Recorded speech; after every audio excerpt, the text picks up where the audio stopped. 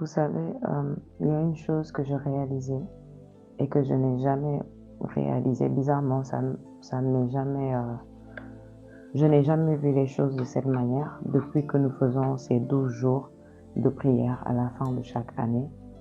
Je n'ai pas réalisé que le Saint-Esprit était juste en train de m'ouvrir les yeux sur ça. Que chaque jour que nous faisons représente un mois de l'année. Nous avons 12 mois dans l'année et nous avons 12 jours de prière. Donc chaque jour que nous nous sommes mis là, que nous avons répondu à l'appel, nous nous sommes positionnés. La Bible dit qu'un jour est comme 1000 ans pour le Seigneur et 1000 ans comme un jour. Donc quand nous parlons d'un jour qui représente un mois, ça peut paraître beaucoup, mais ce n'est rien. Qu'est-ce que c'est qu'un mois en comparaison de 1000 ans? Mais on vous dit qu'un jour sont comme 1000 ans et comme 1000 ans pour le Seigneur et 1000 ans sont comme un jour. Amen. Donc le Saint-Esprit était en train de m'illuminer sur le fait que chaque jour, parce que le Seigneur a inspiré ça, mais quand vous suivez l'instruction du Seigneur, vous ne comprenez pas toujours tout. Vous suivez seulement, vous obéissez. En général, quand le Seigneur vous donne des instructions, il ne prend pas le temps de vous donner des explications dans les détails pour que vous puissiez comprendre pourquoi. Il nous demande l'obéissance d'abord et la confiance d'abord. Ce qui veut dire que à certains moments, on ne va pas comprendre, on ne sait pas, mais parce qu'on fait confiance à l'être qui nous dit, vas-y, fais comme ceci, fais comme cela, on le fait tout simplement. Amen. Donc, ce qui veut dire qu'aujourd'hui, nous sommes en train de régler, chaque jour, nous avons réglé un mois de l'année. Et aujourd'hui, nous sommes en train de régler, nous sommes au 10e mois de l'année, si je puis m'exprimer ainsi, le 10e mois de l'année 2025. Amen. Et nous allons établir les choses à nouveau. Et vous savez, la gloire de Dieu est magnifique. Le Saint-Esprit est magnifique dans le sens où parfois les choses les plus complexes, les plus difficiles ne se règlent pas avec des moyens ou des solutions massives ou énormes. Exemple, beaucoup de fois, ce n'est pas parce que vous avez affaire à une énorme porte que la clé de cette porte est énorme. D'accord? Parfois, vous avez une énorme porte et il y a une toute petite clé qui ouvre cette porte. Parfois, vous avez quelque chose qui doit être débloqué, qui doit être changé. Et ça ne demande pas quelque chose d'énorme. Ça demande un petit truc, un petit détail et tiens, c'est débloqué. Le truc, c'est que beaucoup de fois, quand les gens ont d'énormes problèmes, ils s'attendent à d'énormes solutions. Donc, parfois, quand les gens viennent avec d'énormes problèmes et vous donnez une simple solution, ils ont tendance à mépriser la solution, à la jeter à la poubelle. Et ce que j'ai remarqué avec le Seigneur, c'est que beaucoup de fois, il suffit d'obéir à l'instruction. Par exemple, les temps que nous passons là, quelqu'un de compliqué pourrait dire, mais pour établir les choses dans le règne de l'esprit pour l'année, il faut beaucoup plus que ça.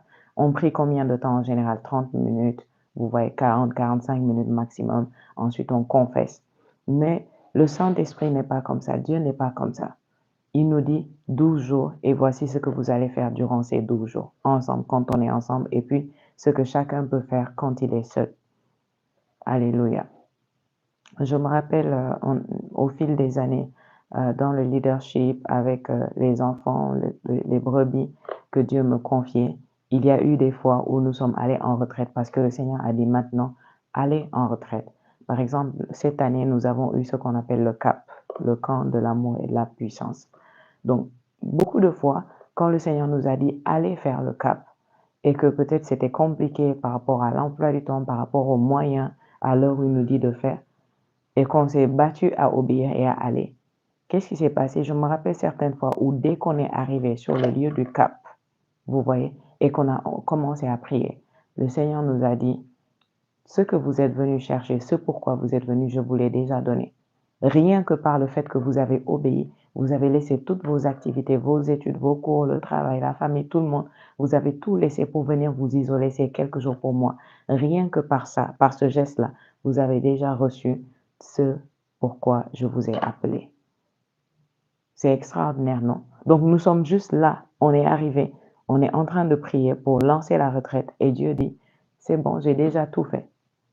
Ce qui veut dire que tout le reste du temps qu'on va rester là-bas, le reste, c'est des bonus. Mais la raison principale, centrale pour laquelle il nous a appelés, il a fait.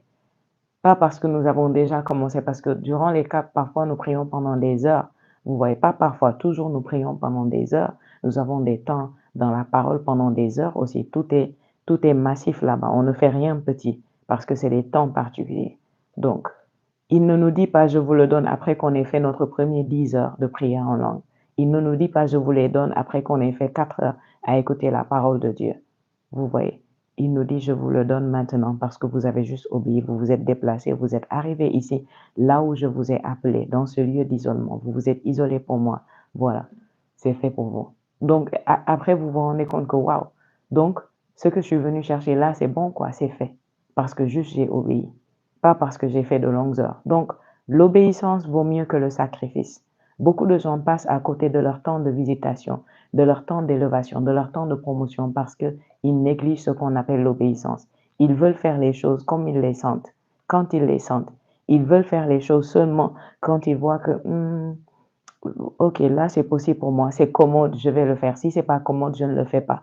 Croyez-moi, si c'était question de commodité, je n'aurais pas eu ces 12 jours avec vous parce que c'est serré en ce moment. C'est serré, je vous assure.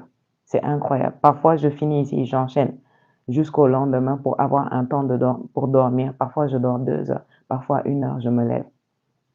C'est pas une question de commodité. Commodité, c'est une question d'obéissance. Mais beaucoup de chrétiens passent à côté de Dieu, ratent leur jour ou leur heure de visitation. Le Seigneur a reproché à beaucoup de gens, euh, dans, on a vu ça dans l'Ancien Testament, mais on a vu ça aussi avec Jésus, qui disait à certaines villes, à certains endroits, à certaines personnes, en leur disant malheur à vous, parce que vous n'avez pas su reconnaître l'heure de votre visitation. Vous voyez, c'est important. Il y a des temps de visitation avec Dieu. Il y a des temps marqués beaucoup de fois. Il y a ce passage-là dans la Bible où il dit, ce n'est pas celui qui court, ce n'est pas Dieu qui veut, mais Dieu qui fait miséricorde. Et puis il y a Ecclésiaste chapitre 9, je crois bien. Il dit, la course n'est pas au plus rapide et le combat n'est pas au plus vaillant. Ça veut dire quoi? Que dans la vie, ce n'est pas toujours ceux qui sont censés gagner qui gagnent. Ce n'est pas toujours ceux qui sont censés triompher qui triomphent. Amen. Ce n'est pas ceux qui sont censés régner sur les trônes des nations qui règnent. Ce ne sont pas ceux qui sont censés posséder les richesses, les finances qui les possèdent. Les choses ne se passent pas toujours comme ça. Vous voyez. Et après ce qu'il a expliqué, il a dit, je vais paraphraser, et ce qu'il nous fait comprendre là-bas, c'est que ce n'est pas à propos de ta capacité tant. C'est bien d'être capable, c'est bien d'avoir des dons, des talents, de se préparer. Mais il disait que c'est plus. Merci Saint-Esprit. Ecclésiaste 9, verset 11. Ok, je vais vous lire ça. J'ai vu encore bien des choses ici-bas. Les plus rapides ne gagnent pas toujours la course, et les plus courageux dans la bataille ne remportent pas forcément la victoire. Je ne sais pas si vous comprenez. Parfois, on va vous dire, par exemple, que Usain Bolt a le record de vitesse de tous les temps, de l'histoire, dans la course de vitesse. OK? Mais est-ce que vous savez que c'est possible qu'il y ait quelqu'un quelque part dans le monde qui n'est pas inscrit aux Jeux Olympiques ou des choses comme ça, qui est plus rapide que Usain Bolt? Est-ce que vous vous rendez compte? C'est possible que quelqu'un soit plus rapide que Usain Bolt, mais personne ne le connaît. Parfois, on va dire non, lui, c'est le meilleur footballeur. Lui, il ne rate jamais de but. OK, il y a un gars dans le quartier, il ne rate jamais de but. Il fait des choses extraordinaires avec la balle. Mais il ne gagne pas un rond avec ça. Il est pauvre, il est fauché, sa vie est compliquée. C'est ce qu'il nous dit ici. Il dit, j'ai vu encore des choses ici-bas. Quand il nous dit des choses, c'est-à-dire des choses étonnantes. Ça, c'est l'homme qui, selon ce que nous apprenons de la Bible, c'est l'homme le plus sage qui ait existé. OK? Avant Christ et avant nous. Parce que quand nous parlons de Christ, nous parlons de nous. Nous sommes en Christ, nous avons accès à une sagesse plus large et plus puissante, plus grande. Mais pour tout homme qui n'est pas en Christ, c'est l'homme le plus sage qui ait existé. Et il dit qu'il a vu des choses bizarres. C'est quoi? C'est ça. Il dit les plus courageux dans la bataille ne remportent pas forcément la victoire. Ce n'est pas le sage qui gagne le plus facilement sa vie. Est-ce que vous comprenez ça? Ce n'est pas le sage qui gagne le plus facilement sa vie. Et bien sûr, quand il parle du sage ici, il veut dire le sage humainement parlant. Dans le règne naturel, quand les gens disent lui, il est sage, lui, il a la connaissance, ce n'est pas lui qui gagne le plus facilement sa vie. L'homme intelligent ne devient pas toujours riche. Ah, combien d'hommes intelligents on a même qui sont fauchés?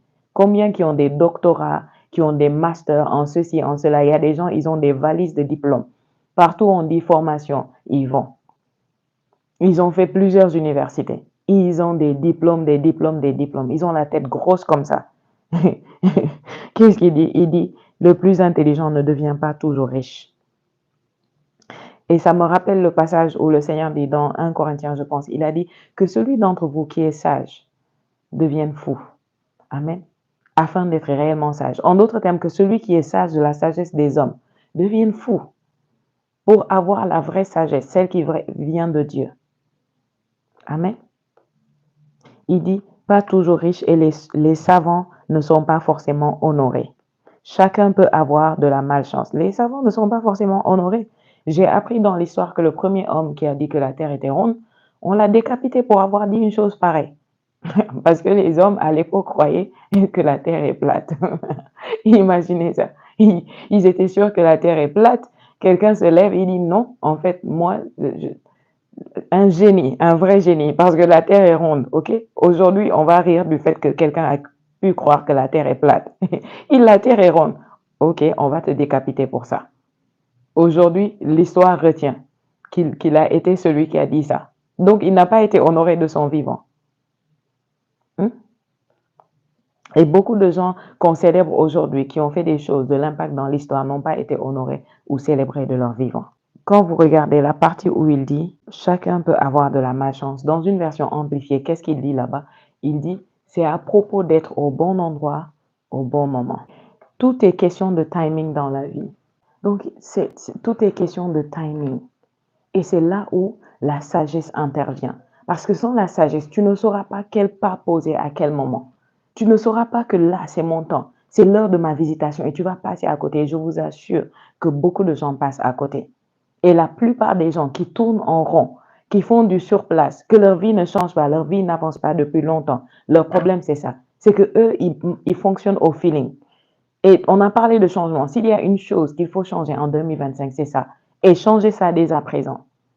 C'est-à-dire, fonctionner au feeling, c'est-à-dire quoi? Si je le sens, je le fais. Si je ne le sens pas, je ne le fais pas. Si Jésus l'avait senti pour nous, hein? Si pour aller à la croix, Jésus devait le sentir, je vous assure qu'on serait encore dans nos péchés. On serait en route tout droit pour l'enfer. Si vous pensez que dans la vie, je ne sais pas pourquoi, tout ça, c'est le résultat de la religion, en fait. Parce que quand vous devez aller au travail, au boulot, vous vous en foutez de ce que vous sentez. Vous savez que la plupart du temps, vous ne le sentez pas d'aller au boulot. D'aller voir votre boss, sa tête, vous voyez, d'aller supporter vos collègues. Vous savez que vous ne le sentez pas quand il s'agit d'aller à l'école. OK? Vous ne le sentez pas quand il s'agit de payer vos factures, de payer votre loyer. Vous ne le sentez pas.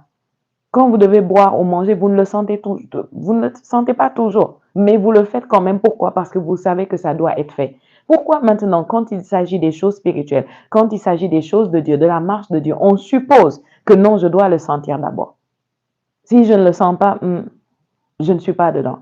Et quand il parle de sentir, il ne parle pas de l'esprit. Il parle de la chair. Et qu'est-ce que j'appelle la chair? Les sensations, les émotions. Aujourd'hui, j'ai envie de le faire. Si c'est par envie, même aujourd'hui, même là, tout de suite, je n'allais pas être là. C'est pas par envie. Vous voyez. Et c'est ce qui fait une grande différence entre les gens qui sont forts spirituellement, qui sont matures, les gens qui reconnaissent, qui évoluent, qui croissent continuellement, qui marchent avec le Seigneur. C'est l'une des choses, quand vous les rencontrez, qui fera la différence entre eux et les autres. Qui pourtant font parfois beaucoup d'efforts. Mais le problème, c'est qu'ils ne font pas d'efforts de la bonne manière. Ils veulent faire l'effort quand ils le sentent. Ils ne font pas les efforts de la bonne manière. Ils fonctionnent avec leur feeling. Et donc, ils sont manipulés par leurs émotions. Ils sont manipulés par la chair. Et le diable sait sur quel bouton appuyer pour les empêcher de reconnaître l'heure de leur visitation, pour les empêcher de recevoir et de jouir de ce que Dieu a pour eux. Vous devez comprendre ça, bien-aimés. Parce que si vous ne changez pas ça, là, l'année prochaine, on revient, la même date, même résultat, la même vie, les mêmes choses. On ne fonctionne pas au feeling avec le Saint-Esprit. La Bible dit tous ceux qui sont conduits par l'Esprit de Dieu sont fils de Dieu. Et le mot fils de Dieu là-bas, c'est quoi? C'est huios. Huios, c'est-à-dire les fils matures. Il y a différents mots en grec qui sont utilisés pour dire enfant. Il y a un mot qui signifie progéniture, c'est-à-dire tu as mis au monde ça, c'est ta progéniture. On appelle ça teknon. Ok, teknon. Nous sommes tous des teknons de Dieu, nous sommes tous des enfants de Dieu. Dieu nous a engendrés lorsque nous sommes nés de nouveau en Christ. Donc nous sommes des teknons de Dieu. Ok, il y a un autre mot qu'on traduit aussi enfant, qui en grec c'est népios. Népios ne veut pas juste dire que tu es né de lui. Népios veut dire tu es né de lui, mais tu es dans un état bébé, tu es dans un état enfantin, dans un état d'immaturité. Ok? Et népios est beaucoup souvent lié avec la manière de parler. Quand vous voyez un bébé qui, à cause d'un problème d'immaturité, ne parle pas de la bonne manière, ne sait pas communiquer correctement, c'est l'un des moyens par lesquels vous reconnaissez un népios. C'est son langage, sa bouche. La personne la parle comme elle le sent, comme elle le pense. Elle ne comprend pas les règles et les principes spirituels. Que peu importe, quand j'ouvre la bouche, le règne de l'esprit m'écoute, prêt à obéir à ce que je dis. Ok? Donc, Népio, c'est un bébé spirituel. Et c'est pas positif. Nous tous, nous passons par l'état de népios. Quand nous naissons de nouveau, nous sommes des technones et nous sommes à l'état népios. Mais Dieu s'attend à ce que nous croissions. Ensuite, il y a ce qu'on appelle les hyos. Les hyos, c'est les fils matures. C'est pas juste des technones. Ils ont été népios, mais ils ont dépassé le stade de népios. Maintenant, ils sont matures. Ils sont des hyos. Par exemple, quand Dieu a présenté Jésus en disant « Celui-ci est mon fils bien-aimé », le fils bien-aimé, à l'époque, voulait dire le fils adopté, le hyos. Ça veut dire celui qui est arrivé, qui est d'âge, qui est mûr, qui est maintenant prêt à régner. Par exemple, vous avez un roi, il a un fils héritier. Le fils, il est héritier, mais il n'est pas prêt à régner. On le forme, on le bâtit, on le prépare. Et au moment où il est prêt, on l'a bâti, on vient le présenter au roi et dire, voici le fils adopté. OK? Ça, c'est une doctrine, la doctrine de l'adoption. Ça ne veut pas dire, par exemple, quand tu vas dans un orphelinat, tu te prends un enfant que tu n'as pas mis au monde et tu mets ton nom sur ses papiers et à partir de maintenant, il est ton enfant. Non, non. La doctrine d'adoption dans la Bible, quand nous parlons des enfants adoptés de Dieu, c'est ça. C'est ceux qui sont arrivés à la maturité. Parce qu'à l'époque et jusqu'à présent, je suppose que ça se passe comme ça dans les familles royales. Parmi les fils, les enfants, il y a un qu'on choisit. On dit que lui, là, c'est lui qui va succéder au roi. Donc, quand on dit c'est lui qui va succéder, on ne le bâtit pas de la même manière que les autres fils. On le bâtit comme un roi, on le bâtit à gouverner, on le bâtit à régner. Et alors, il passe par tout un processus. Il a des tuteurs, il a des gouverneurs qui le forment, qui le bâtissent, qui lui montrent comment parler, comment agir, comment gérer les finances, l'armée, tout ça, on lui montre tout. Et quand il est d'âge maintenant, il est mûr, il est prêt, on le présente. Et on dit, voici le fils adopté du roi. Vous voyez, qu'est-ce que ça veut dire? Voici le fils prêt à régner. Amen. Donc, quand la Bible dit tous ceux qui sont conduits par l'Esprit de Dieu sont des fils de Dieu, la Bible n'a pas utilisé teknon, la Bible n'a pas utilisé népios, certainement pas. Parce qu'un népios est tout sauf conduit par le Saint-Esprit. Donc, il n'a pas dit tous ceux qui sont conduits par l'Esprit de Dieu, tous ceux qui sont conduits par leurs émotions, tous ceux qui sont conduits par leurs sentiments, tous ceux qui sont conduits par leurs feelings, ce sont des fils de Dieu. Non, tous ceux qui sont conduits par l'Esprit de Dieu. Et quand l'Esprit de Dieu te conduit, tu ne vas pas toujours le sentir. Tu n'auras pas toujours envie. Tu n'auras pas toujours le goût de le faire. Mais tu le fais quand même. Tu le fais quand même. Donc, la conduite par le Saint-Esprit, c'est ce qui démontre si tu es un adulte. OK?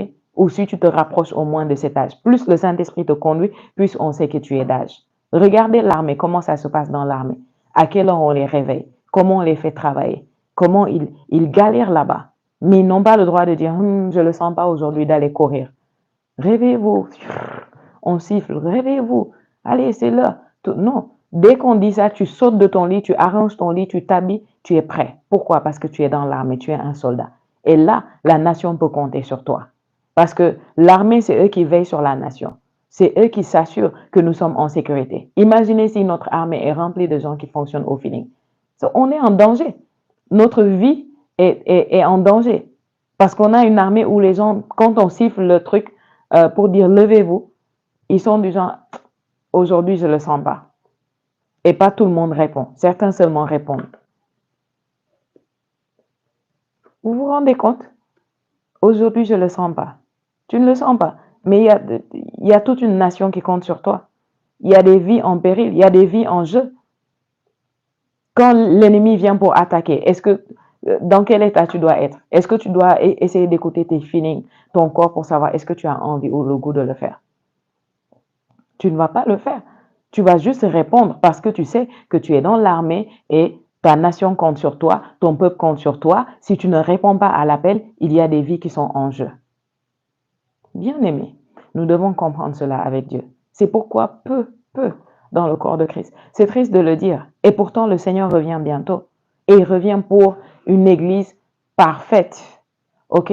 Une église mature. Une église sans ride, ni tache, ni rien de semblable. Mais comment arriverons-nous à la maturité si nous ne comprenons pas qu'avec Dieu, c'est question d'obéissance? Je vous le dis, beaucoup de gens ont le Seigneur Jésus, sont nés de nouveau, mais très peu le connaissent, très peu savent comment marcher avec lui, comment fonctionner avec lui. Ils ne comprennent pas, ils le voient juste comme un agneau, ok? Il y a la dimension de l'agneau qu'il faut connaître, mais il y a d'autres dimensions à découvrir à propos du Seigneur. Le Seigneur est un général de l'armée. Et si tu ne connais que sa dimension d'agneau, tu ne seras jamais dans son armée. Tu seras un soldat inconscient, incompétent. Il ne pourra pas t'utiliser. Il ne pourra pas. C'est triste, beaucoup de chrétiens sont indisciplinés, je vous assure, trop de chrétiens. Vous savez, avec le programme que je vais faire tout à l'heure pour ceux qui vont recevoir le Saint-Esprit et le don de parler en langue, j'ai beaucoup de fois été déçu par l'attitude des chrétiens. C'est-à-dire, parfois, vous allez voir des gens écrire avec enthousiasme et dire, je veux recevoir le Saint-Esprit, je veux parler en langue. Vous sentez qu'ils soupirent littéralement, ils pleurent pour dire, Seigneur, je veux parler en langue, je veux parler en langue. Et la personne en question vient au contact de ma chaîne, vient au contact et voit que, ah, ici, j'ai l'opportunité de recevoir. Combien de temps la personne a voulu, combien de temps la personne a cherché, on ne sait pas. Donc, la personne fait le pas. Certains ne font même pas le pas. Ils vont juste mettre dans les commentaires, je veux parler en langue quand, Seigneur. Mais ils voient là-bas ce qui leur dit que non, tu peux t'inscrire et recevoir. Mais ils vont pas s'inscrire. OK? Ça, c'est un premier groupe. Ils vont juste dire, Seigneur, je veux, mais ils ne font aucun pas pour faire. Le Seigneur rend ça disponible pour eux de parler en langue, mais ils ne font aucun pas. Ils vont pas s'inscrire. Et puis d'autres vont s'inscrire. Ils vont venir dire vraiment, moi je veux parler en langue. J'ai rêvé de ça depuis je prie. Et vraiment, on dit, OK, c'est votre temps. Maintenant, c'est le moment pour vous de recevoir. Le rendez-vous, c'est tel jour à telle heure. Et cette année, la plupart du temps, je l'ai fait à 6 heures du matin de chez moi, ce qui est un sacrifice pour moi. Et c'est pas pour moi que je le fais. Moi, je parle déjà en langue depuis des années. Et je ne gagne pas, humainement parlant, dans le fait de le faire. Je le fais pour le Seigneur, par obéissance pour le Seigneur, et je sais qu'un jour, il me récompensera pour ça. OK? Je prends mon temps pour enseigner à des inconnus, pour les aider à recevoir ce qui est pour eux en Christ. Mais quand vous dites 6 heures du matin, les mêmes gens qui disent que non, nous voulons, nous avons le désir, nous sommes passionnés, après, ils ratent le rendez-vous. Beaucoup de fois, j'ai vu ça. Pourquoi ils ratent le rendez-vous? Peut-être parce que l'heure n'est pas commode, c'est inconfortable, ça les sort de leur zone de confort juste pour un jour.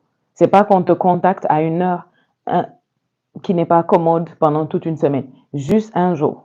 Tu dois te réveiller plus tôt ou te coucher plus tard parce que selon le décalage horaire, ce n'est pas la même heure pour tout le monde. Tu te couches plus tard ou tu te réveilles plus tôt. Ils ratent ça. Ils ne peuvent pas être là. Pourtant, ils ont dit, Seigneur, je veux parler en langue. Et quand ils viennent à mon contact, je sais que c'est leur heure de visitation pour ça. Le Seigneur le veut pour eux. Pourquoi? Parce que c'est l'une des choses que le Seigneur m'a envoyé faire. Mais ils ratent leur heure de visitation et après, Dieu sait combien de temps encore ils vont faire sans parler en langue, sans recevoir le don du Saint-Esprit. Combien de temps? Parfois, une personne va mettre la pression, envoyer des emails, mettre la pression, je veux, s'il vous plaît. Et je n'avais pas prévu de faire. Par exemple, pour aujourd'hui, je n'avais pas prévu. Moi, la dernière fois que je l'ai fait, je me suis dit, c'est la dernière pour cette année. Mais quelqu'un a écrit ici pour dire, je ne parle pas encore en langue, je veux parler en langue. Et quand je regarde ça, je dis non, c'est trop triste d'avancer comme ça sans parler en langue. OK, on va glisser ça dans l'emploi du temps hyper serré et on va le faire pour que plus de personnes, au moins 1, 2, 3, 4, 5 personnes de plus puissent recevoir et entrer dans la nouvelle année avec ce cadeau-là. OK? Mais est-ce que vous savez que parfois, la personne même à cause de qui vous avez forcé ça dans votre emploi du temps finit par ne pas participer. La personne n'est pas là.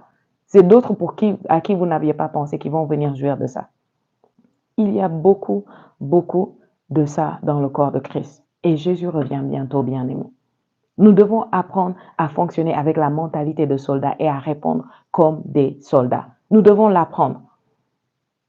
J'étais en train de penser aujourd'hui, tout à l'heure, Seigneur, comment j'ai fait pour m'en sortir? Mince, on est déjà le 10e jour. Déjà, on est le 10e jour. C'est extraordinaire. Et quand on devait commencer dans ma tête, parfois je sentais l'angoisse quand je pensais, on va bientôt commencer les 12 jours. Je pensais à mon emploi du temps, tout ce qu'il y a à faire, l'évangélisation, les missions. Seigneur, comment on va faire? La date même où on devait commencer, la même date, je sais qu'on a une mission. On doit partir en mission. Et je me demande, Seigneur, comment on va faire pour avoir ce temps de prière avec la mission que je vais faire? Je ne sais même pas à quelle heure je vais arriver. À quelle heure j'aurai le temps d'installer le studio, de faire le live, le temps de prière. Mais j'étais juste du genre, le Seigneur a dit, j'avance. Je ne sais pas comment je vais le faire. J'avance, je vais obéir. Et on l'a fait. Aujourd'hui, nous sommes au 10e jour. Et chaque jour, c'était du genre, oh Seigneur, fortifie-moi. Donne-moi la force, Seigneur. Parfois, je confessais, la joie du Seigneur est ma force. Hier, j'ai fait un long voyage et je suis allée. J'ai travaillé là-bas. J'avais beaucoup de choses à faire. Quand j'ai fini tout ce que j'avais à faire, j'ai pris mon sac pour voyager encore et revenir. Quand je reviens, j'ai du travail qui m'attend. Je fais le travail. Quand je finis hier, pas cette nuit, l'autre nuit, j'ai dormi peut-être 1 heure comme ça pour me réveiller et venir faire le live. Il y a des nuits où je ne dors pas. Je veille et non, j'ai même pas dormi le jour où c'était hier, j'ai voyagé, j'ai même pas dormi. J'ai pris ma douche, je me suis habillée, je me suis mise à travailler le temps que l'heure vient et je suis venue faire le live. Je vous raconte tout ça juste pour vous donner un exemple en fait de à quoi ça ressemble de suivre le Seigneur. Ce n'est pas au feeling. Si tu veux marcher au feeling, tu ne feras pas une vie d'impact. Tu peux avoir beaucoup de dons, beaucoup de talent. Tu peux avoir un appel, l'appel le plus glorieux au monde. Ça ne garantit pas que tu vas accomplir ça. OK? Tu peux être l'être le plus aimé au monde par le Seigneur. Mais si tu fonctionnes au feeling, ta vie va passer comme ça, sous ton nez. Et tu vas te retourner et te rendre compte, mince, j'ai vécu toutes ces années, qu'est-ce que j'ai fait? Quel est l'impact? Qu'est-ce que j'ai apporté à mon monde? Pourtant, il y a un dépôt énorme en vous qui doit être déployé, qui doit être donné à votre monde. Mais vous n'avez pas su répondre de la manière dont il fallait répondre. Et donc, certes, beaucoup de gens parlent. Quelqu'un a dit, un grand homme de Dieu a dit, il est au ciel aujourd'hui. Et il a dit, je pense que c'est Miles Monroe, oui. Je crois que c'est lui qui a dit. Je l'ai connu après qu'il soit parti, longtemps après qu'il soit parti. Je ne le connaissais pas avant. Et le jour où je l'ai découvert, j'étais du genre, waouh, quel grand homme. Vous voyez? Et il a dit que nous tous, nous venons enceintes dans ce monde. Que ça veut dire quoi, nous venons enceintes? Ça veut dire que nous venons avec quelque chose. Vous voyez, une femme enceinte, par exemple, elle transporte une vie. Elle a un être humain dans son ventre qu'elle doit donner au monde. Et cet être humain-là a quelque chose à apporter dans le monde. Par exemple, nous tous, on a été portés dans le ventre de notre mère. Si nous sommes là aujourd'hui, c'est parce que la grossesse a été menée à terme et notre mère a délivré. OK? Elle a accouché. En français, on dit accoucher. En anglais, on dit délivrer. C'est-à-dire la personne a livré, donné au monde ce qu'elle transportait. Cette grossesse n'était pas pour elle. Elle l'a transportée pendant 9 mois, mais elle devait finalement la délivrer. OK? Nous venons tous dans cet état. Nous avons beaucoup de choses en nous que Dieu a déposées pour que nous puissions donner à notre monde. Et le travail du Saint-Esprit dans notre vie, une fois que nous sommes venus à Christ, que nous le recevons, c'est de nous aider, c'est de marcher avec nous, de nous montrer, de nous amener dans cet état de déploiement où chaque jour, chaque instant, vous accouchez une chose, vous accouchez des choses qui sont en vous, vous transportez des choses dont le monde a besoin. Chacun d'entre nous a quelque chose. Pourquoi vous n'êtes pas né en 1500? Pourquoi vous n'êtes pas né en 1800? Pourquoi vous n'êtes pas né il y a 2000 ans lorsque Jésus est venu? Pourquoi vous n'êtes pas né en 1901? Je suppose qu'il n'y a personne ici qui est né en 1900 ou en 1901, 1905, 1914. OK? Pourquoi vous n'êtes pas né toutes ces années, durant toutes ces générations? Est-ce que c'est vous qui avez décidé de naître maintenant, à l'heure de maintenant? Souvent, je rends grâce à Dieu de m'avoir fait naître maintenant. Pourquoi maintenant? Parce que vous êtes stratégique dans le plan et dans la volonté de Dieu, dans le dessein de Dieu. Votre venue et ce qu'il a mis en vous est stratégique et pertinent pour cette génération, pour un temps comme celui-ci. C'est stratégique et c'est pertinent. C'est pas les gens de 1900, ils n'auraient pas bénéficié de toi parce que ce que Dieu a déposé pour toi, c'est pour nous là, les gens de 2000. Nous sommes en 2024, c'est pour nous. Ça n'aurait pas été utile pour eux. Donc, nous sommes positionnés dans le temps et dans l'histoire de façon stratégique. Et il dit, beaucoup de gens viennent enceintes et trop de gens repartent enceintes. On n'est pas censé repartir enceinte. On est censé repartir après avoir délivré au monde, après avoir donné au monde. Nous sommes endettés à notre génération, à notre monde. Nous avons une dette de donner à notre monde, de lui livrer ce que Dieu a déposé en nous. Ce que moi, je peux apporter au monde. Personne d'autre ne peut le faire. Si je rate, si je manque, il manque quelque chose. Il manque quelque chose de ce puzzle de Dieu. Pourquoi? Parce que je n'ai pas su répondre. Donc, quand vous comprenez, vous savez, beaucoup de fois, au fil du temps, au fil des années, j'ai commencé à servir le Seigneur très tôt. J'étais très jeune. Et je commençais à dire non à beaucoup de choses. Vous voyez, Jésus a dit dans Jean au chapitre 17, je me suis sanctifié pour eux, à me sanctifier. On va dire, si je puis m'exprimer ainsi. Se sanctifier, ça veut dire quoi? Se mettre à part. Vivre comme si vous êtes à part. Se mettre à part pour Dieu.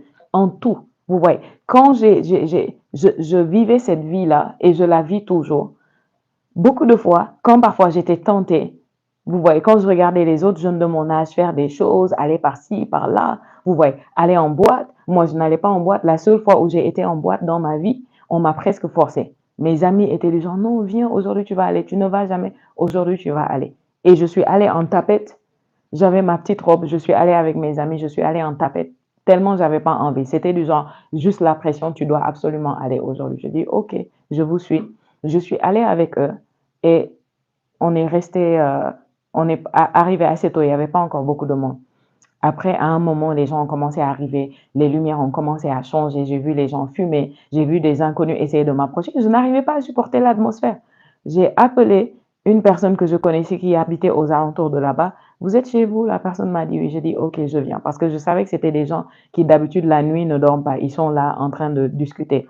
J'ai dit aux filles, moi, je vais partir. Je ne peux pas rester ici. Donc, quand vous finissez à 5 heures ou 4 heures du matin, vous me faites signe ou vous venez me chercher à tel endroit, on part. Elles ont dit oui, elles m'ont donné leur sac, leurs affaires, je suis partie avec. Donc, je n'ai pas fait plus d'une heure dans cet endroit. C'est la seule fois de ma vie où j'ai mis les pieds dans une boîte. J'étais déjà née de nouveau, d'ailleurs. C'est bizarre, mais j'étais déjà née de nouveau. Seulement, je n'avais pas encore eu cette purge de mon environnement, vous voyez. Mais beaucoup de fois, quand j'étais tentée, j'avais toujours cette conscience, je ne peux pas échouer. Il y a toute une génération qui dépend de moi. À l'époque, c'était il y a des années. Personne ne me voyait, personne ne m'entendait. Mais j'avais toujours senti que non, il y a une génération qui attend. J'ai quelque chose à apporter à mon monde. Il y a quelque chose que seul moi je peux donner. Et à cause de, je dois me sanctifier. À cause du fait que je dois bénir mon monde, je dois me garder, me préserver, préserver ma vie, ma destinée jalousement. Je ne peux pas jouer. Je ne peux pas faire comme tout le monde. Si je fais comme tout le monde, j'aurai les mêmes résultats que tout le monde. Je ne pourrai pas donner à mon monde ce que je dois lui donner. Vous voyez. Et jusqu'à présent, je suis une personne, je marche avec cette conscience-là. Je n'ai pas le droit d'échouer. Je n'ai pas le droit. Si j'échoue, qu'est-ce que mon monde deviendra? Je n'ai pas le droit. Vous voyez. Au fil des temps, des années, cette conviction s'est affermie. Cette conviction s'est affermie. J'ai vu littéralement comment Dieu a impacté, transformé des vies, sorti des gens des ténèbres à travers moi. Vous voyez. Mais c'était le dessein de Dieu pour moi. Et Dieu a un dessein pareil pour chacun d'entre nous ici. La Bible dit que des sauveurs descendront de Sion. De la montagne de Sion viendront des sauveurs. Qui sont ces sauveurs? C'est vous et moi. Le Seigneur Jésus est le sauveur de l'humanité. Et lorsque nous avons cru en lui, nous sommes venus à lui. Il a fait de nous des sauveurs. Donc, nous sommes des sauveurs. Si tu ne réponds pas là où tu dois répondre, si tu ne réponds pas avec ce qu'il a mis en toi, par lequel tu dois répondre, qui répondra à cet appel? Parce que chacun ne peut pas, personne ne peut répondre au-delà de sa capacité. Chacun doit répondre selon ce que Dieu a mis en lui, selon ce que Dieu a déposé en lui, selon ce que Dieu attend de lui. Chacun doit répondre. Vous voyez, je ne peux pas répondre à votre place et faire ce que vous êtes censé faire. Je ne peux pas le faire. Je ne peux pas. Je ne peux que répondre l'appel de ma vie et faire ce que je suis en train de censé faire en tant que moi. Et je ne peux pas avoir de jalousie ou d'envie envers quelqu'un. Pourquoi? Parce que je sais que je suis moi, la personne est elle. Nous sommes différentes. Et le monde se portera mieux si je suis moi-même et que j'apporte au monde ce que je suis censé lui apporter. Je n'ai pas besoin d'essayer d'être quelqu'un d'autre ou d'imiter quelqu'un d'autre. Alléluia. C'est ça. La vie de consécration, la vie de sanctification, tout ça, c'est des choses, ce qui m'a motivé et inspiré, c'est le fait que non, j'ai quelque chose à donner. j'ai quelque chose à apporter. Mon monde a besoin de moi. J'entends le cri de l'humanité, j'entends le cri de la création. Je sais qu'il y a quelque chose que je peux faire à propos de ce cri. Si je joue avec ma vie, si je joue avec ma force, avec ma jeunesse, avec mon énergie, je ne serai peut-être pas capable de le faire. Tous ceux qui sont conduits par l'Esprit de Dieu sont appelés fils de Dieu. Pas ceux qui sont conduits par leurs sentiments, par leurs émotions. Pas ceux qui sont toujours assis dans leur zone de confort. Non. La zone de confort vous détruit. La zone de confort est en train de vous tuer chaque jour, de tuer votre destinée, de tuer vos potentialités. La zone de confort est en train de faire ça. C'est votre pire ennemi, bien-aimé. Si vous devez entendre quelque chose sur les 12 jours, entendez-moi sur ça. La zone de confort est votre pire ennemi. Ce n'est même pas le diable. Si vous aimez la zone de confort, le diable peut prendre congé dans votre vie et juste croiser les bras et vous regarder. Parce qu'il n'a plus besoin de faire quelque chose. Écoutez-moi très bien. Faites une différence en 2025. Prenez des résolutions. Décidez que, OK, la zone de confort et moi, c'est fini. Quand je me réveille chaque jour, ce que je dois faire, je vais faire. Rendez à Dieu ce qui est à Dieu. Rendez à César ce qui est à César. Vous voyez, beaucoup de fois, nous rendons à César ce qui est à lui, mais nous ne rendons pas à Dieu ce qui est à lui. Qu'est-ce que je veux dire par là? Nous allons au boulot quand il faut aller. Nous allons à l'école quand il faut aller. Nous faisons les choses naturelles de la vie que nous devons faire quand il faut les faire, qu'on le sente ou pas. Mais quand il s'agit de Dieu, quelque part, on se ment à nous-mêmes, on se trompe en se disant, ah, Dieu va comprendre, Dieu sait. Hein, je suis fatigué. Pourquoi tu es fatigué? Parce que tu as donné ton meilleur au monde. Tu as donné ton meilleur aux choses de la vie. Tu as donné ton meilleur aux choses de la chair, aux choses temporelles, éphémères. L'entreprise pour laquelle tu travailles, quelle est la vision de cette entreprise? Quel est l'impact de cette entreprise dans l'éternité? Tu travailles pour une entreprise, pour une œuvre humaine qui va s'arrêter ici. Que si la trompette sonne aujourd'hui, c'est fini cette œuvre-là. Et tu te donnes à fond, tu donnes toute ton énergie, tu donnes tout ton temps, tu es concentré quand tu es dedans. Quand ça concerne Dieu, tu viens, tu lui donnes le pire de ton temps. Tu viens à Dieu fatigué. À l'église, tu viens fatigué. OK? Toujours. Tu ne donnes pas de l'attention à la parole. Tu n'as pas le temps de prier. Pourquoi tu n'as pas le temps de prier? Parce que tu as eu le temps pour toute autre chose sauf pour les choses spirituelles. Tu n'as pas le temps de faire ce que Dieu veut, ce que Dieu attend de toi. Certains d'entre vous, vous êtes appelés à évangéliser, à impacter votre monde avec l'évangile, mais vous ne le faites pas. Pourquoi? Parce que vous pensez, qu'est-ce qu'on va penser de moi? Qu'est-ce qu'on va dire de moi? Vous pensez à votre, comment je peux l'appeler? À votre ego qui va être blessé si vous commencez à parler de Jésus. Pourtant, votre monde attend que vous parliez de Jésus. Votre monde attend que vous ouvriez la bouche et que vous parliez pour être sauvé. Est-ce que je peux crier ça assez fort? Combien de fois je peux le répéter pour que vous le compreniez? Ne pensez pas que marcher avec Dieu, c'est une question de commodité. Il n'y a pas de commodité là-bas. Tu ne connaîtras pas le Seigneur des armées, l'Éternel des armées. Si toi, c'est le confort, tu ne le connaîtras pas. Il ne va pas se révéler à toi parce qu'il saura juste que toi, tu n'es pas prêt à être utilisé par lui. Il saura, tu n'es pas prêt. C'est quoi le sacrifice? Est-ce que vous savez que Dieu aime le sacrifice? Tous ceux qui se disent Dieu, tous ceux qui se disent Dieu ne sont pas des dieux. Le seul vrai Dieu, c'est notre Dieu. OK? Lui, il est le seul vrai Dieu. Mais tous les autres qui se disent des dieux, qui se réclament, qui veulent se donner ce poste-là ou cette appellation de Dieu, ils aiment ce qu'on appelle les sacrifices. Ils ne jouent pas avec. C'est l'une des choses qui démontre que tu le reconnais comme Dieu. Si tu ne fais pas de sacrifice pour lui, tu ne reconnais pas qu'il est Dieu.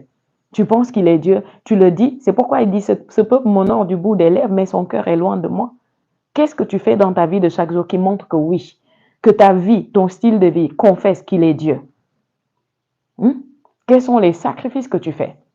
Qu'est-ce qu'il nous dit dans Romains chapitre 12? Offrez votre corps, je vous conjure, un terme très fort que le Saint-Esprit a utilisé à travers l'apôtre Paul. Pourquoi il vous dit ça? Regardez encore comment Paul dit, je traite durement mon corps. Qu'est-ce que vous comprenez par le fait de non, je traite durement mon corps afin de ne pas être rejeté après avoir prêché aux autres? Qu'est-ce que vous comprenez dans ça? Toi, tu ne traites jamais durement ton corps. Ton corps n'est jamais dans l'inconfort. Ton corps ne vit jamais des moments difficiles dans ta marche avec Dieu. Hein? Qu'est-ce qu'il dit dans Romains 12, verset 1? Frères, puisque Dieu a ainsi manifesté sa bonté pour nous, je vous exhorte, le mot je vous exhorte là-bas, c'est un mot fort en grec. Vous voyez, je vous conjure, il y a un poids fort dans le terme qu'il a utilisé. De faire quoi? Offrir vous-même, de vous offrir vous-même en sacrifice vivant. Amen. Dans d'autres versions, il dit d'offrir vos corps en sacrifice vivant, saint et agréable à Dieu. C'est là le véritable culte que vous lui devez. Nous lui devons un culte en tant que Dieu. Il dit quoi? Le premier sacrifice de nos vies, c'est notre corps. Offrir son corps comme un sacrifice vivant. OK? Pas un sacrifice mort, un sacrifice vivant. De donner notre meilleur à Dieu. Donner notre meilleur à Dieu. Nous voulons le meilleur de Dieu, mais nous ne lui donnons pas le meilleur. C'est un Dieu. Un Dieu requiert des sacrifices, demande des sacrifices. Si tout ce que tu fais pour Dieu, c'est toujours dans ta zone de confort, tu n'as pas encore commencé. Quand tu pries, c'est quand tu le sens. Quand c'est agréable et aisé pour toi de prier. Quand tu jeûnes, c'est quand tu le sens. Quand c'est agréable et aisé pour toi de le faire. Quand tu donnes, tu donnes seulement quand tu sens que tu as un surplus. Et pourtant, nous lisons tous dans la Bible comment il a reproché à des gens d'avoir donné de leur surplus. Tu ne donnes jamais et tu es inconfortable. Ça veut dire que ce n'est pas une marche de foi. Quelqu'un peut donner sans que ce soit par la foi. Et tout ce qui n'est pas fait de la foi, vous savez ce que la Bible dit à propos de ça. Tout ce qui n'est pas le fruit de la foi est péché. OK? Donc, tu donnes, mais ce que tu donnes, ça ne te met pas mal à l'aise. Tu n'es pas dans l'inconfort. Donc, ta foi ne grandit pas, ta foi ne s'élargit pas. Pour d'autres, ils n'essaient même pas de donner à Dieu. Leur finance, Dieu est la dernière position. Vous êtes là, par exemple, et vous ne payez pas vos dîmes. Je vous donne juste un exemple, OK? Et ce n'est pas un exemple pour jouer, c'est sérieux. Si tu es chrétien, tu sers le Dieu vivant et tu dis que toi, tu ne payes pas ta dîme, ou tu payes seulement ta dîme quand c'est facile, quand c'est confortable, tu es en danger. Parce que ce que ça veut dire, c'est que tu ne reconnais pas qu'il est Dieu. Tu ne lui donnes pas sa part, tu ne lui donnes pas ce qui lui revient. Tu ne fais pas de sacrifice pour lui. Et la dîme n'est même pas un sacrifice. La dîme, c'est le minimum, c'est le premier test de fidélité avec Dieu. C'est le minimum, le strict minimum. Si quelqu'un ne sait pas payer la dîme, le reste, laissons tomber. OK? Et certains ont dépassé le niveau de dîme. Quand ils donnent à Dieu, ils ont dépassé de donner. J'ai entendu l'histoire de 2 hommes. C'est leur nom que je n'ai pas retenu. Vous voyez. Mais ces hommes-là se sont donné le défi. C'était des Américains chrétiens. Et vous voyez, il y a une grande différence. Quand je regarde les chrétiens chez les anglophones et les chrétiens dans la France, la différence est énorme. Pas étonnant qu'on les voit faire des exploits, faire de grandes choses plus que chez les francophones. Vous voyez, c'est une question de mentalité, c'est une question de bâtissement, c'est une question de réponse, de comment on réagit à Dieu et à la parole de Dieu. Il m'est arrivé de prêcher, de parler à des anglophones et ils pleuraient. Et le même message, j'amène chez les francophones. Ils sont juste là, ils écoutent. Les francophones sont trop charnels. Et je prie que ça change. Je prie que cette communauté, vous qui m'écoutiez, vous soyez des francophones différents.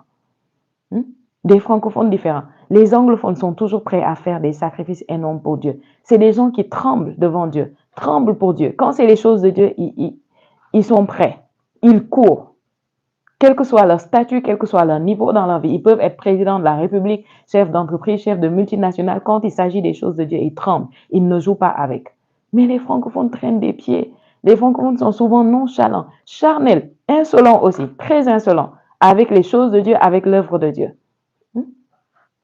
Les francophones, parfois, ils ont à peine commencé dans les choses de Dieu, ils pensent qu'ils sont arrivés et qu'ils sont dans une position de corriger tout le monde. Alléluia. Je vous parle à vous qui m'entendez et je sais que c'est le Seigneur qui vous parle. Ce n'est pas moi qui vous parle. Ce n'est pas moi. Beaucoup de gens seront surpris au ciel quand le Seigneur va dire « je t'avais dit ça » et la personne va dire « Seigneur, quand est-ce que tu m'as dit ça ?» Et le Seigneur va te montrer la personne qui était derrière le pupitre et tout d'un coup, le visage de la personne s'efface et le visage du Seigneur apparaît. Et tu te rends compte qu'en fait, oh, c'était pas la prophétesse Tati qui me parlait, donc c'était le Seigneur Jésus qui me parlait. Beaucoup d'entre vous, je viens juste de vous livrer la clé de votre succès en 2025. Je viens juste de vous la livrer. Beaucoup d'entre vous, si vous vous décidez à prendre juste un mois et vous dites que durant ce mois-là, je sors de ma zone de confort. Durant ce mois, je m'en fous de la douleur que ça va me causer. Je m'en fous des maux de tête. Je m'en fous de tout le reste. Ce que je dois faire, je le fais. Que ce soit avec Dieu ou avec le reste. OK? Parce que nous avons parlé de ceux qui se donnent à fond dans les choses de la vie, le travail et tout ça, qui se donnent moins dans les choses de Dieu. Mais il y a aussi d'autres, hein? Ils ne le font nulle part. Il y a d'autres, que ce soit dans leur vie professionnelle, dans leurs finances, dans leur relation avec Dieu, ils ne sortent jamais de leur zone de confort. Et pour eux, là, c'est triste. Pour eux, c'est triste. Miles Monroe, cet homme de Dieu, a encore dit que l'endroit le plus riche au monde, c'est le cimetière. Ce ne sont pas les banques, Ce ne sont pas tous ces endroits où on trouve les richesses, les trésors de la vie. Non, non. Il dit c'est les cimetières. Pourquoi? Il dit parce que c'est là-bas qu'on trouve les plus belles chansons au monde qui n'ont jamais été chantées, les plus grands livres qui n'ont jamais été écrits, les inventions qui n'ont jamais été inventées.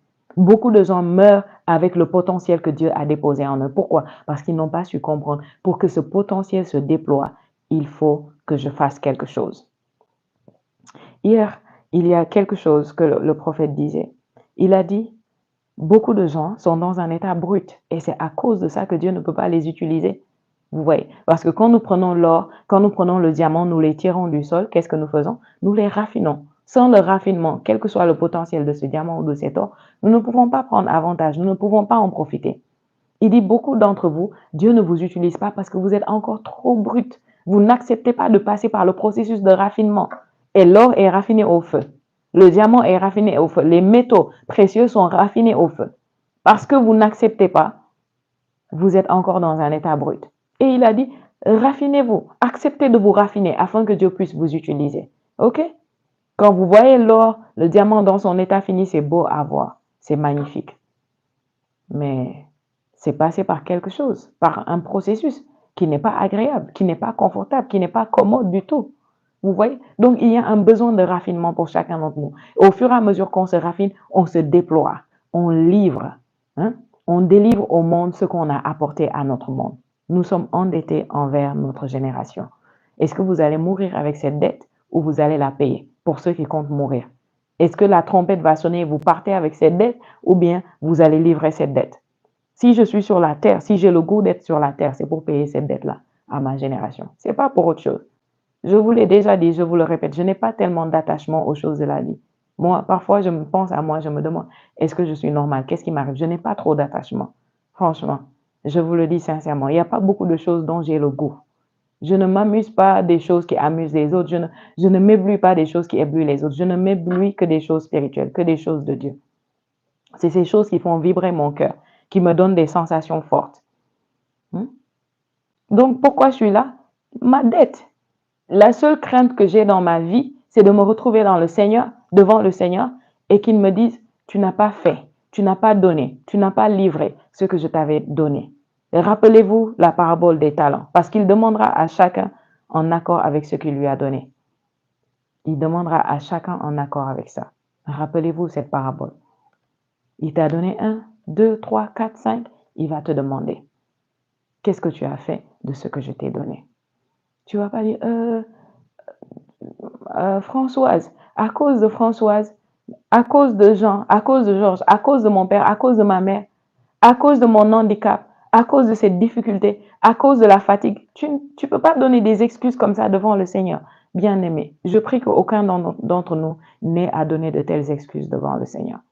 Je prie que nous soyons de ceux à qui ils disent, bon et fidèle serviteur, entre dans la joie de ton maître. Je prie, ça c'est mon rêve le plus grand. C'est mon rêve le plus grand. Et ça ne dépend pas de ce que les gens pensent, dans le sens où parfois vous faites et les gens disent, waouh, tu fais beaucoup de choses pour Dieu, tu fais grand pour Dieu. Pour ma part, je n'ai pas encore commencé. Quel que soit ce que les gens me voient faire aujourd'hui, qu'ils apprécient, je n'ai pas encore commencé. Pourquoi? Parce que je sais le dépôt mis en moi. Je sais l'investissement mis en moi. Ce qu'il attend de moi n'est pas forcément ce qu'il attend, par exemple, de la sœur Pascale. Ça dépend de ce qu'il a déposé en moi. Donc, je peux faire des choses et tout le monde applaudit, tout le monde dit, waouh, gloire à Dieu, tu fais de grandes choses. Et moi et Dieu, on sait que non, ce que je fais là, c'est rien en comparé à ce qu'il attend de moi. Je peux faire plus. Pourquoi? Parce qu'il m'a donné tant de talents et la productivité doit être en accord avec ce qu'il a déposé en moi. Souvenez-vous, il a dit, c'est pas vous qui m'avez choisi, c'est moi qui vous ai choisi afin que vous alliez et que vous portiez des fruits et que vos fruits demeurent. Est-ce qu'il y a quelqu'un ici qui est conscient du fait que Dieu attend de toi des fruits? Il attend de nous des fruits. Il attend de nous des fruits. Il attend de nous des fruits. Alors, débarrassez-vous de cet ennemi. Divorcez la zone de confort. Divorcez la zone de confort. Je vous assure que si vous faites ça même pendant 1 mois, vous divorcez la zone de confort et vous vous battez à faire ce que vous devez faire spirituellement dans votre marche avec Dieu, ce qu'il attend de vous tout. Juste 1 mois, vous serez choqué de la transformation que vous allez expérimenter. Et si vous poussez ça jusqu'à 3 mois, Vous voyez, là, vous commencez à avoir des changements considérables. Vous pourriez vous retrouver à faire des progrès de plusieurs années en 3 mois. Et vous allez vous demander où est-ce que j'étais toutes ces années. Mon Dieu, où est-ce que j'étais? Comment j'ai pu laisser le temps me filer entre les doigts? Et vous déterminez qu'à partir de maintenant, ce ne sera plus comme ça. Amen. Il attend de nous des fruits. Le Seigneur attend de nous des fruits. Trop d'excuses, nous avons parlé de ça. Débarrassez-vous des excuses. Débarrassez-vous des raisons pour lesquelles vous ne faites pas ce que vous êtes censé faire. Et apprenez à obéir, à être docile au Saint-Esprit. Apprenez à répondre. Apprenez à reconnaître votre temps de visitation. Apprenez à être sensible parce que le Seigneur parle à travers tout. Peut parler, excusez-moi. Le Seigneur peut parler à travers tout le monde, à travers n'importe quoi. Le Seigneur peut vous parler à travers une plume qui vole dans l'air. Il peut vous parler à travers le journal. Il peut vous parler à travers une pub qui passe comme ça. Et Dieu vous parle et vous répond. Je vous assure. Et des témoignages extraordinaires, dingues, de comment, parfois, quand j'attendais la direction, quand je demandais à Dieu, Dieu me répond juste à travers quelque chose que vous ne vous attendez pas. Vous voyez, à travers un journal, à travers une pub, un truc qui passe, et bam, la réponse est là. La réponse que je cherchais depuis. Et je sais que là, c'est Dieu qui me parle. Être sensible, reconnaître le temps de sa visitation. Donc, c'est par là que j'ai commencé. J'ai dit beaucoup sont bloqués, limités, tournent en rond. Pourquoi? Parce qu'ils ne savent pas reconnaître le temps de leur visitation. Il y a des temps, il y a des cycles dans la vie d'une personne. Et dans ces cycles, il y a des moments, il y a des temps où Dieu les visite pour les amener à faire des bons énormes dans leur vie. Et si ces gens ne savent pas reconnaître, la visitation va passer. Regardez comment Élie, le prophète Élie, a été sensible pour reconnaître le Seigneur. Il était là, il attendait le Seigneur. Il y a eu un tremblement de terre. Le Seigneur n'était pas dans le tremblement de terre. Il y a eu du feu. Le Seigneur n'était pas dedans. Il y a eu des éclairs. Le Seigneur n'était pas dedans. Finalement, le Seigneur était où? Dans une brise toute légère. Comment il a su reconnaître que là, c'est le Seigneur? Comment? C'est le fruit de l'entraînement. C'est le fruit de ce qu'on appelle marcher avec le Seigneur. En marchant avec le Seigneur, vous apprenez à marcher avec lui. Vous apprenez à comprendre qui il est, comment il fonctionne. Vous apprenez à le reconnaître. De même qu'un enfant arrive à un niveau où il reconnaît le parfum de sa mère, que même si sa mère est derrière la porte, elle n'a pas encore cogné, l'enfant sait que ça c'est ma maman. Vous voyez, il apprend à reconnaître la voix de maman. Il apprend à reconnaître quand maman cogne à la porte. Peu importe qui cogne, quand c'est maman qui cogne, il sait que ça c'est maman qui cogne. Il apprend à reconnaître les pas. Juste maman marche, ça c'est ma mère qui monte les escaliers. Ça c'est ma mère qui marche, je sais. Vous voyez, pourquoi? C'est le fruit d'une communion, c'est le fruit de marcher avec lui. Au fur et à mesure que tu marches avec lui, tu commences à le reconnaître. Partout, il se manifeste. Tu regardes, tu dis, là, c'est mon Père. Là, c'est Dieu. Là, c'est Dieu qui me parle. Une fois, le Seigneur a fait, le Père a parlé. Jésus était là parmi ses disciples en train de parler et soudain, il y a eu un tonnerre. Vous voyez. Et Dieu a parlé en disant, c'est mon fils, je l'ai glorifié et je le glorifierai encore. Est-ce que vous vous rendez compte que les gens qui étaient là, Jésus a entendu la voix clairement, il a su que Dieu a parlé. Les autres disaient, c'est le tonnerre. Certains disaient, qu'est-ce qui s'est passé? Qu'est-ce qu'on a entendu? C'était quoi le bruit? Ils ont dit, c'est le tonnerre. Donc Dieu a parlé et qu'est-ce qu'ils ont entendu? Un tonnerre. Mais quelqu'un d'autre a entendu le message et a su que c'est Dieu qui a parlé. Voici ce qu'il a dit. Donc la différence, quelqu'un demandait dans les commentaires il y a quelques jours, je pense qu'il y avait un short où je parlais de ce que Dieu m'a dit et la personne a dit, donc Dieu vous parle. J'ai répondu, j'ai dit, non, Dieu ne me parle pas moi seulement, il parle à tout le monde, seulement moi je l'entends. Je l'entends. Donc, le tonnerre peut truc, et beaucoup de gens disent c'est le tonnerre, mais pendant qu'ils disent c'est le tonnerre, quelqu'un d'autre a entendu la voix de Dieu dans ce tonnerre et c'est voici ce que le Seigneur m'a dit et court avec ce que la personne a entendu. Beaucoup de gens ne savent pas reconnaître le temps de leur visitation. Et si vous ne reconnaissez pas à chaque cycle, vous allez être retardé. Parce que Dieu nous entend, Dieu nous exauce, Dieu nous répond bien-aimé. C'est dans le psaume là où il dit que dans leur détresse, ils ont crié vers le Seigneur. Et le Seigneur les a entendus et quelqu'un d'entre vous, vous reconnaissez que la parole vous répond et voici sa réponse. C'est ce message, c'est cette parole. Combien le reconnaissent? Beaucoup de fois, je dis aux gens, quand vous venez au contact de ce message, arrêtez d'écouter un peu de tout et du n'importe quoi. Parce que le message là ne va pas produire dans votre vie si vous le mélangez avec d'autres messages. Tous les ministères, tous les serviteurs de Dieu n'ont pas un message. Il y a des gens, ils prêchent juste, vous voyez. Mais nous avons un message que Dieu nous a donné et nous sommes attachés, nous sommes fidèles à ça. Depuis des années, j'ai commencé à enregistrer mes enseignements quand j'enseigne. Je vous assure, si vous écoutez mes enseignements il y a des années de cela, vous serez choqués. Vous allez penser que c'est hier que je l'ai dit. Pourquoi? Parce que les mêmes choses que je dis, le même message. Donc, je suis restée constante avec ce message toutes ces années. Pourquoi? Parce que c'est le message que Dieu m'a donné. Et si Dieu vous a mis en contact, c'est ce message qui est pour vous. Et si vous mélangez, vous aurez du mal à être productif. Vous aurez du mal. J'écoutais un coach dans les affaires il y a quelque temps. C'est un coach dans le monde des affaires, du business. Et vous savez, moi, je fais les affaires aussi. Et il a dit une chose, il coach des gens et il a dit, parfois, ce qui le déçoit, c'est qu'il reçoit des gens qu'il coach. Ces gens-là payent pour le coaching. Il commence à les suivre. Il leur dit de faire des choses. Ils écoutent. Ensuite, ils partent. Ils écoutent encore un autre coach, autre chose. Ils écoutent encore. Et ensuite, ils mélangent tout. Et finalement, ils ne produisent pas de fruits. Et ils vont reprocher à ce coach-là de ne pas les avoir amenés là où il avait prévu les amener. Il dit non, vous n'irez pas là où je vous ai dit que vous irez. Pourquoi? Parce que vous mélangez, vous écoutez trop de voix en même temps. Et j'étais choquée. J'ai dit, waouh, moi j'avais déjà compris ça dans le règne de l'esprit. Dit, imagine un coach comme ça qui enseigne. Et c'est un coach qui est chrétien, ok? C'est pas un coach qui enseigne sur les finances de la manière du monde. Imagine ce coach-là, il comprend, il est dans le domaine des affaires, il parle aux gens concernant les affaires, mais il comprend que s'il est mentor de quelqu'un, s'il coach des gens et les gens écoutent trop de voix à la fois, ils ne produiront pas de fruits. Donc, c'est la même chose spirituellement. Si vous mangez, je comprends l'appétit. C'est normal que quand tu veux grandir, tu as l'appétit spirituel. Tu manges, tu manges un peu partout. Vous voyez, il y a des chaînes YouTube même qui favorisent ça parce qu'il y a 1001 personnes qui prêchent dans la même chaîne YouTube. OK? Et je ne dis pas ça pour critiquer quelqu'un. Si vous le faites, je vous dis la vérité. Vous allez retarder votre progrès et votre avancement. Moi, je suis la preuve de ce message. Toute personne qui vient sous ce message et qui s'assoit et qui écoute ce message et qui se concentre et qui se donne à fond dans ce message, sa vie, en quelques mois, bouge de façon significative. En quelques mois seulement. Mais beaucoup de gens ne savent pas reconnaître que ça, c'est la visitation de Dieu. Ça, c'est la réponse de Dieu à tous mes problèmes, à toutes ces années de difficultés, de stagnation. Ils n'ont pas la patience de s'asseoir et d'être coachés dans la parole, d'écouter le message, de le boire et de faire ce que Dieu attend d'eux et de voir des mouvements dans leur vie. Voici la direction dans laquelle le Seigneur nous a emmenés. Sachez reconnaître l'heure de votre visitation. C'est le centre de ce message. Et vous allez apprendre à le reconnaître quand vous apprenez à obéir. Sachez obéir au Seigneur. Sachez écouter le Seigneur.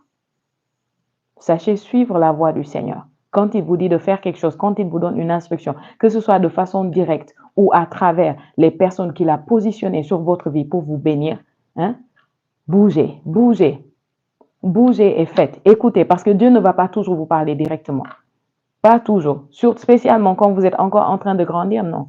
Il va même quand vous êtes déjà grand, il va parler à travers les personnes qu'il a établies sur votre vie. Et beaucoup d'entre vous, vous ne reconnaissez même pas les personnes que Dieu a établies sur votre vie. C'est-à-dire, certains d'entre vous, vous êtes comme des brebis sans berger. Le seul berger que vous avez, c'est le Seigneur Jésus. En dehors de ça, on ne sait pas qui est votre père spirituel, qui est votre pasteur, on ne sait pas. Vous écoutez beaucoup de voix en même temps et vous êtes embrouillés. Ce que je vous dis là, c'est sincère. Je vous le dis sous le témoignage du Saint-Esprit. Que Dieu me garde de dire des choses qui ne sont pas vraies en accord avec Dieu. C'est des choses que le Saint-Esprit a dû m'apprendre. Vous n'êtes pas dans une famille spirituelle, on ne sait pas. Parfois, j'ai eu des gens qui sont venus en contact avec moi. Je savais que ce que Dieu avait prévu pour eux, c'est de les bâtir, de les emmener quelque part à travers moi, mais ils ont voulu faire de moi leur ami. Ils viennent avec des attitudes du genre, non, moi je cherche une amie dans le Seigneur qui va... Tu cherches une amie dans le Seigneur? Ok, c'est pas moi. Si Dieu m'a positionné pour t'apporter quelque chose spirituellement, pour t'emporter quelque part, si je suis ton ami, tu n'iras pas là-bas. Donc, c'est des gens qui ratent leur bénédiction comme ça, qui ratent leur visitation. Pourquoi? Tu viens au contact d'un homme de Dieu, d'une femme de Dieu, parfois peut-être à cause de l'âge. Ils vont dire non, elle est jeune, elle a mon âge, ou je suis plus grand que lui. Donc, ils ne sentent pas le besoin que non, là, je dois me soumettre. Tu dois savoir sous qui Dieu t'a placé et savoir te soumettre, te positionner et t'asseoir et boire à cette source et manger là. Parce que quand tu te soumets là où il faut, tu vas aller vite, très loin. Il le faut. Nous tous, on est soumis à quelqu'un. Certains ne sont soumis à personne. Et le christianisme, laissez-moi vous dire une chose, c'est une vie de soumission. C'est une vie de soumission. Et tu dois savoir reconnaître là où Dieu te positionne. Tu dois savoir reconnaître. Il y a des gens, quand ils sont venus en contact avec moi, ils écoutaient au départ. En quelques mois, leur vie a fait des avancées significatives. Soudain, ils ont détourné le regard. Ils sont allés ailleurs, en train d'écouter d'autres choses ou de suivre d'autres personnes. Et qu'est-ce qui se passe? Ils recommencent à tourner en rond. Et malheureusement, beaucoup d'entre eux, ils ne réalisent pas que, tiens, Quand j'écoutais la prophétesse Tati, quand je la suivais, quand je priais avec elle, quand je faisais ce qu'elle disait, ma vie avançait.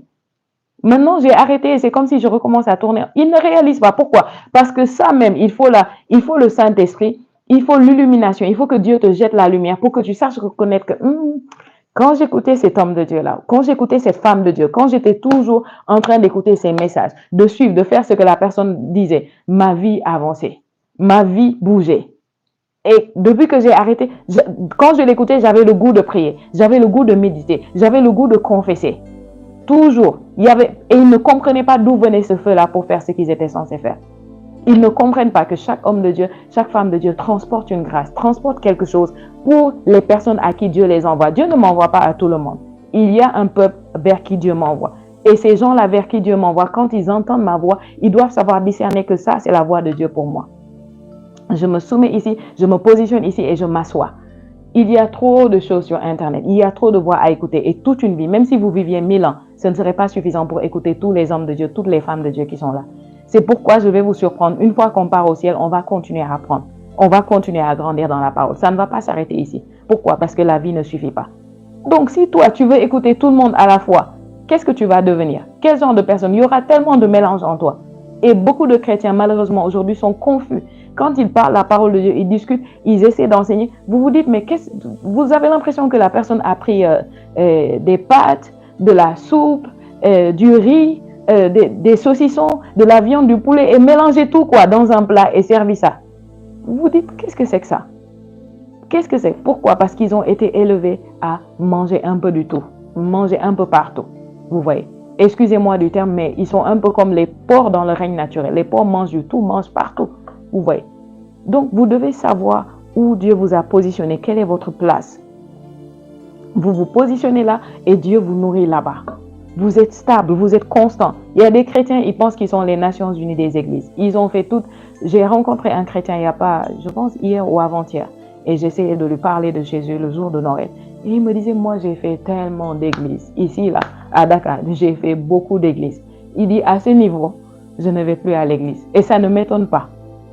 Quand il a dit, j'ai fait tellement d'églises, avant qu'il ne finisse, je savais qu'à ce niveau, il ne va plus à l'église. Pourquoi? Parce que si tu vas partout et tu écoutes tout, tu vas commencer à faire beaucoup de comparaisons. Et tu vas devenir confus et ensuite tu n'auras plus le goût d'aller. Tu as tout vu, tu as tout goûté. Moi, là où je suis aujourd'hui, je sers Dieu, mais je n'ai pas tout vu, je n'ai pas tout goûté. Je n'ai pas tout vu. Ah, j'ai fait l'église de pasteur tel, j'ai fait l'église de la dame telle, j'ai fait ça, j'ai fait ci, j'ai fait ça. Et après, ils deviennent les rebelles.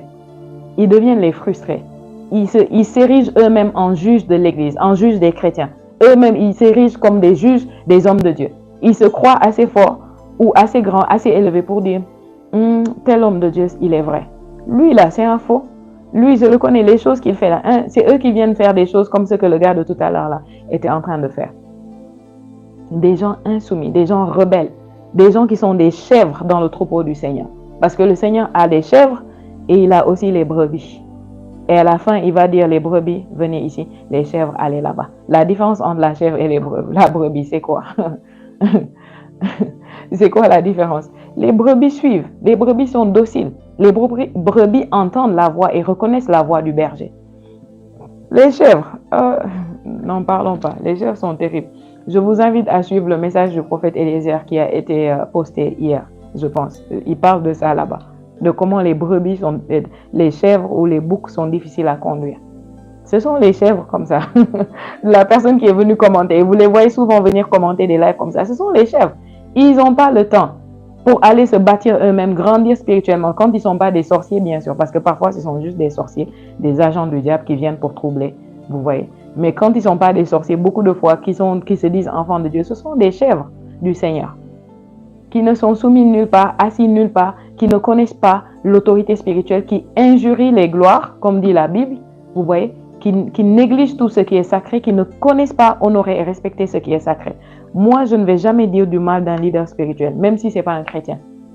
Je ne vais jamais parler d'une certaine manière à une personne. La Bible nous dit même de respecter les autorités naturelles dans nos villes, dans nos nations. La Bible nous dit de les respecter, de les honorer parce que c'est le Seigneur. L'autorité vient de lui. Donc, quelqu'un va se dire chrétien, il ne respecte même pas les autorités chrétiennes. Tu vois quelqu'un, on te dit que c'est un homme de Dieu, c'est une femme de Dieu, c'est un serviteur de Dieu et tu parles n'importe comment. Et tu penses que tu es chrétien. Non, tu n'es pas un chrétien, tu es une chèvre. Tu fais partie des chèvres du Seigneur. Et je prie que Dieu délivre quelqu'un ce matin. Amen. Je prie que Dieu délivre quelqu'un. Et puis, il y a ce qu'on appelle aussi les brebis déguisées en loup. Vous savez, une chose qui me surprenait, ces temps-ci, je méditais et le Saint-Esprit ouvrait mes yeux sur ça. Et le Saint-Esprit me dit, pourquoi mon peuple est du genre, aujourd'hui, beaucoup de gens, quand on dit loup déguisé en brebis, ils pensent aux hommes de Dieu, ils pensent aux serviteurs de Dieu, ils pensent aux prophètes. Les ministères prophétiques est très attaqué. Ils pensent aux prophètes, ils disent que ça, c'est un loup déguisé en agneau. Non, mes chers, lisez bien la parole. Il n'a pas dit que beaucoup viendront en loup déguisé en berger. Parce que dans le troupeau, il y a les bergers et puis il y a les brebis. Il dit que la plupart des loups là, les loups, quand ils viennent, ils sont déguisés en quoi? En brebis. Donc, où est-ce qu'on trouve les loups? C'est parmi les brebis. Beaucoup de fois, vous allez dans une assemblée, dans une église, dans un groupe de personnes, il y a des loups là-bas, déguisés en agneaux, déguisés en brebis. Ils sont dans le troupeau. Beaucoup de fois, ce ne sont pas les leaders. Ok? Il y a des faux serviteurs, ça je le sais. La Bible parle des faux prophètes, des faux docteurs, vous voyez. Mais la Bible parle aussi des faux frères. Mais les gens mettent l'emphase sur les faux serviteurs de Dieu. Il y a les faux frères aussi. Il faut faire attention à eux. Amen. Dieu t'emmène quelque part. Même lorsque tu te retrouves dans cette parole, la correction du Seigneur n'est pas pour te faire du mal. La correction du Seigneur, c'est pour t'emmener là où il veut t'emmener. C'est pour que tu sois plus disposé, que tu sois mieux équipé. Alléluia. Quand le Seigneur parle et ça te fait mal et tu sens que ça te touche, c'est bien. Remercie-le. Remercie-le parce qu'il t'aime. Il dit que si le Seigneur ne te corrige pas, tu n'es pas un enfant. Tu es un bâtard. C'est ce qu'il nous dit dans Hébreu. Mais si tu es son enfant légitime, l'une des choses qui montre que tu es son enfant légitime, qu'il t'aime, qu'il tient à toi, c'est qu'il te châtie. Oui, il châtie ceux qu'il aime. Amen. C'est vrai. Le Seigneur me châtie encore et je prie qu'il n'arrête jamais de me châtier parce que s'il arrête de me châtier, s'il arrête de me reprendre, s'il arrête de me montrer là où ça ne va pas, là où ça craint, qu'est-ce que je vais devenir? Sans lui, qu'est-ce que je serai? Je ne pourrais pas. Donc, j'ai besoin de lui dans tous ses aspects. J'ai besoin de son amour, j'ai besoin de sa correction, j'ai besoin de sa sévérité, j'ai besoin de sa rigueur. Nous sommes lancés, je vous dis, comme des fusées. 2025, ça va être glorieux. Et le Saint-Esprit va nous amener dans une vitesse extraordinaire. Extraordinaire. Merci Seigneur. Amen. Alléluia. Saint-Esprit, nous te remercions pour la direction dans laquelle ce live est allé. Nous te remercions, Seigneur, pour ta parole. Nous te remercions pour ton illumination. Nous te remercions, Seigneur, pour ce que tu nous enseignes. Merci de ce que tu nous équipes pour la nouvelle année. 2025 ne sera pas comme les autres années parce que nous prenons des résolutions de changer là où il faut changer. Nous prenons des résolutions de sortir de la zone de confort. Nous prenons des résolutions de te reconnaître, d'entendre ta voix là où tu te manifestes, de savoir voir le temps de notre visitation et de savoir chevaucher sur la grâce de la visitation. Seigneur, que ton illumination soit notre partage. Que ton illumination soit le partage de tous tes enfants ici présents. Que ta lumière inonde les yeux de leur cœur, de leur intelligence, de leur compréhension, afin qu'ils puissent voir au-delà de ce qu'ils voyaient avant, afin qu'ils puissent comprendre. Que l'esprit de compréhension œuvre en nous comme jamais. L'esprit de sagesse et de révélation dans la connaissance de Dieu, qu'il soit accordé à tous tes enfants. Seigneur, Père, qu'ils comprennent ce message que tu as voulu leur donner et que l'année prochaine, à cette heure, ils témoignent en disant que c'est un résultat du message que j'avais entendu, qui m'a réveillé, qui m'a ouvert les yeux. J'ai chevauché sur ça et aujourd'hui, voici ce que ma vie est devenue. Merci Seigneur. Saint-Esprit, nous te rendons gloire au nom de Jésus. Je déclare la grâce du Seigneur sur votre vie, la grâce accrue. Cette parole que vous avez reçue ce matin, la capacité de l'Esprit est libérée avec cette parole pour vous causer à faire, pour vous causer à agir, pour vous causer à mettre en pratique ce message et en voir les fruits par la puissance du Saint-Esprit. Seigneur, merci pour chacun de tes enfants. Tu les aimes, c'est pourquoi tu leur as parlé. Tu les aimes, c'est pourquoi tu les corriges et tu les reprends. Seigneur, merci. Ceux qui sont là et ceux qui vont entendre plus tard, leur vie ne sera plus jamais la même au nom de Jésus. Alléluia. Merci beaucoup pour vos likes. Si vous n'avez pas encore liké, s'il vous plaît, likez le live et partagez ce message.